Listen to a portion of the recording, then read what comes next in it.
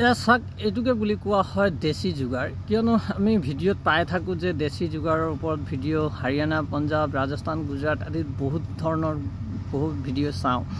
ইয়াত চাওক, এইটো হ'ল এটা ডাঙৰ গছ, প্ৰকাণ্ড গছ। সেই গছৰ ওপৰত আমি থৈছোঁ এইটো চিনটেক্স, আৰু এইটো আমাৰ পথাৰৰ কাৰণে, এইটো হ'ল ড্ৰিপ ইৰিগেশ্যনৰ কাৰণে।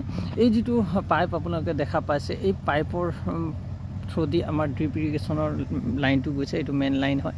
আৰু এইটো যিটো পাইপ দেখা পাইছে তাৰ সহায়ত আমি পানীটো উঠাওঁ। মানে এইফালে আমাৰ এইটো ছাইডত আমাৰ মটৰ আছে, সেই মটৰৰ পৰা পানীটো উঠি যায়, আপোনাৰ 1000 লিটাৰৰ পানী হয়। এইটো যায় সেই চিনটেক্সৰ পৰা তলত নামি আমাৰ এনেদৰে ইয়াত মেইন লাইন দি আছে, মেইন লাইন আমি মাটিৰ তলত দিছোঁ, আৰু এনেধৰণে পথাৰত লৈ গৈ তাৰ পৰা চাব লাইন গৈছে, যিটো ড্ৰিপ ইৰিগেশ্যন আপোনালোকে শুনিছোঁ হ'বলা। ড্ৰিপ ইৰিগেশ্যনৰ মাধ্যমেদি সেই টেংকিৰ পানীটো আহি পেলাই আমাৰ ডাইৰেক্টলি এই ভোট জলকীয়া গছত পৰি যায়।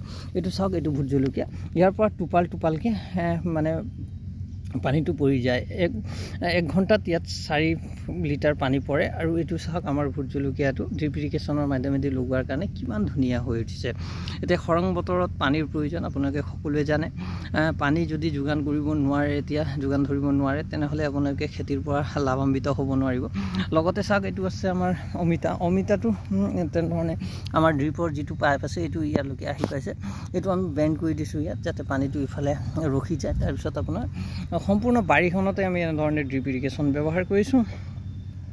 ড্ৰিপ ইৰিগেশ্যনৰ ওপৰত সবিশেষ ভিডিঅ' যদি আপোনাক লাগে, নিশ্চয় আপুনি কমেণ্ট কৰিব। ধন্যবাদ।